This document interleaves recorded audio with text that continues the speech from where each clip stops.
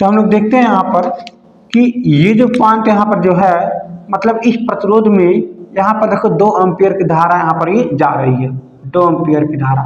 तो अगर आप इसको ध्यान से देखोगे ना तो आपको मिलेगा क्या कि इसमें धारा I बराबर कितना है, 2 एम्पियर है, और R का जो मान है वो कितना है, 6 ओम है। तो V बराबर कितना हो जाएगा, V इक्वल टू में I इंटू में R। तो V का मान कितना हो जाएगा यहाँ पर, ये 2 गुणे में 6 बराबर कितना हो जाएगा, 12 वोल्ट। इसका मतलब बाबू लोग यहाँ से 12 वोल्ट की सप्लाई यहाँ पर है, यानी 12 वोल्ट है, ठीक है ना। चलो अब आप समझ लो यहाँ पर कि यहाँ पर जो मान है वो कितना है, 12 वोल्ट है।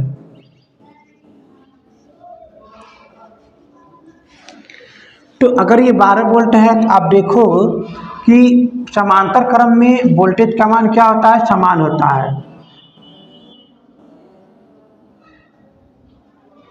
में वोल्टेज का मान क्या होता है, समान होता है, ठीक है ना। तो यानी यहाँ पर भी 12 है और यहाँ पर भी 12 है, यानी ये भी समांतर क्रम में दोनों है। तो यहाँ पर कितना हो जाएगा, 12 वोल्ट यहाँ पर भी हो जाएगा, ठीक है ना। अब फिर जब सिर्फ इसको जब ध्यान से देखोगे, यहाँ पर इसको जब देखोगे ध्यान से, तो आपको मिलेगा R का मान कितना है, 4 ओम है, और V का मान कितना पर ये 12 वोल्ट है। तो हमको I का मान निकाल सकते हैं। I बराबर क्या होगा, V बट्टे में R। तो यहाँ से क्या निकल जाएगा, 12 बट्टे में 4 कट जाएगा, कितना जाएगा, 3 एम्पियर।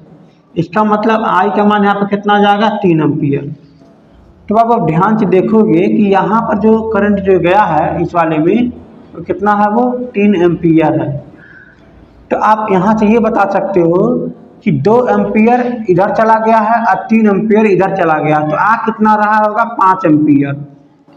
बोली बात सही है ना, 5 एम्पियर आ रहा होगा, तभी तो 2 एम्पियर इधर गया और 3 एम्पियर इधर गया। पानी के जैसा बहता हुआ है, अगर 5 लीटर पानी आ रहा है तो 2 लीटर पानी इधर चला गया और 3 लीटर पानी इधर चला गया, ठीक है, ऐसे समझ लीजिए।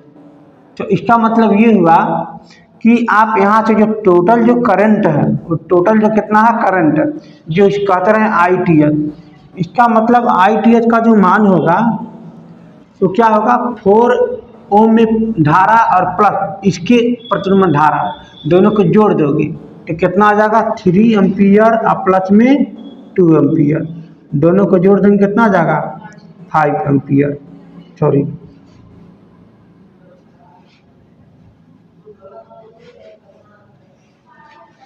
बात समझ में आ गया। अब आप यहाँ से सब मान को लिखो। चलो अब यहाँ पर ये भी बात बताइए, जब ये दोनों समांतर क्रम में है तो ये बैटरी भी तो समांतर क्रम में जोड़ी गई है। अब आप ये देखोगे कैसे, मान लीजिए ये तार यहाँ जोड़ा गया, मैं यहाँ से ना जोड़ करके मैं यहाँ से जोड़ देता हूँ। अगर ये तार यहाँ से नहीं जो, यहाँ से मैं जोड़ देता हूँ, ठीक है ना, तो भी बात वही है। इसका मतलब ये भी प्रतिरोध और वोल्टेज बैटरी, तो तीनों किस क्रम में जोड़े गए हैं, समांतर क्रम में। तो जब यहाँ 12 वोल्ट है तो यहाँ भी 12 वोल्ट है और यहाँ भी 12 ही वोल्ट होगा। तो इसीलिए कहते हैं कि समांतर क्रम में वोल्टेज का मान सेम होता है।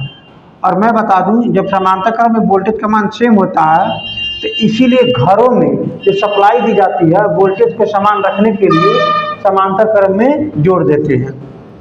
तो यहाँ पर देखेंगे VTH का मान कितना हो जाएगा, यहाँ पर ये 12 वोल्ट हो जाएगा। ITH का मान अभी आपको मैं बताया कितना आ रहा है, 3 यहाँ जा रहा था, 2 यहाँ जा रहा था, तो 5 एम्पियर हो गया था। I का मान, कहाँ का I, यहाँ का I था, जो हम कह सकते थे कि 4 ओम में धारा बताना था। इसका मतलब कितना हो जाएगा बाबू लोग, 3 एम्पियर। अब सवाल है आपको निकालना है टोटल प्रतिरोध।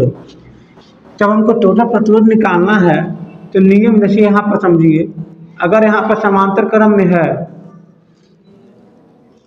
2 प्रतिरोध है, समांतर क्रम में है, ऊपर 4 है नीचे 6 है, यहाँ पर हो जाएगा 4 और यहाँ हो जाएगा 6।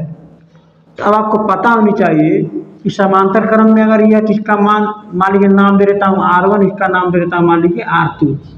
तो समांतर क्रम में होने के नाते फार्मूला लगता है 1 में R इक्वल टू में 1 अपान में R1 प्लस में 1 अपान में R2। तब करोगे क्या, यहाँ से 1/r लिख करके फिर 1/r1 का मान कितना है 4 और प्लस में 1/r2 का मान कितना है 6 है। तब करोगे क्या, यहाँ से दोनों को बराबर करोगे। मैं सोच रहा हूँ ऊपर नीचे यहाँ पर 2 का गुणा कर दूँ ताकि नीचे 12 बन जाए, और यहाँ पर ऊपर नीचे मैं 3 का गुणा कर दूँ ताकि नीचे 12 बन जाए। तो यहाँ पर 1/r इक्वल टू में नीचे ऊपर हो जाएगा 3/12 और प्लस में 2/12। ठीक है, तब हम देखेंगे 1/r का जो मान आएगा, नीचे यहाँ पर टोटल दोनों बराबर हो गया तो एक बार लिख देंगे, यहाँ पर 3 प्लस में 2 हो जाएगा। 1/r का जो मान आएगा वो 5/12 होगा। तो ये 1/r का मान है, और जब हम r का मान निकालेंगे तो पलटी कर देंगे, मतलब ऊपर का नीचे, नीचे का ऊपर। चलो 1/r का मान कितना आ गया बताइए, 5/12। जब इसे r का मान निकालेंगे ना, इसे ऊपर करें तो ये भी ऊपर नीचे हो जाएगा, मतलब 12 में क्या आ जाएगा 5। ठीक है, तो अब देखेंगे क्या, इसको आप काटेंगे, तब जैसे काट करेंगे यहाँ पर ये, तो आपका हो जाएगा कि 5 दूना में 10, 2 हासिल, दशमलव लगा 0 बढ़ा दीजिएगा, 5 चौकों में 20। इसका मतलब यहाँ से कट जाने के बाद 2.4 ओम आ जाएगा। तो यही आपका RTH है जो टोटल प्रतिरोध हो जाएगा 2.4 ओम। कितना हो जाएगा यहाँ पर ये बताइए, 2.4 ओम। अब आप ये सोच रहे होगे कि 6 था यहाँ पर 4 था, कैसे घट के इतना हो गया। ये सही बात है, जब हम समांतर क्रम में जोड़ते हैं ना तो प्रतिरोध कम हो जाता है। समांतर क्रम में जोड़ने से प्रतिरोध क्या हो जाता है, कम हो जाता है। अच्छा, और एक बात अभी हम बता दूं यहाँ पर कि अगर आप चाहते ना तो दो प्रतिरोध है तो दोनों प्रतिरोध का डायरेक्ट मान निकालने के लिए RTH, दोनों प्रतिरोध का मान डायरेक्ट निकालने के लिए अगर समांतर क्रम में हो तो दोनों को गुणा कर दे, ऊपर गुणा करें 6 4 कितना हो जाएगा 24, दोनों को गुणा कर देंगे, फिर दोनों को जोड़ दीजिए, कितना हो जाएगा 10, भाग दे दीजिए 24 में 10 से भाग दे देंगे तो ये आपका आ जाएगा 2.4 ओम। ये सीधे का सीधे आ गया।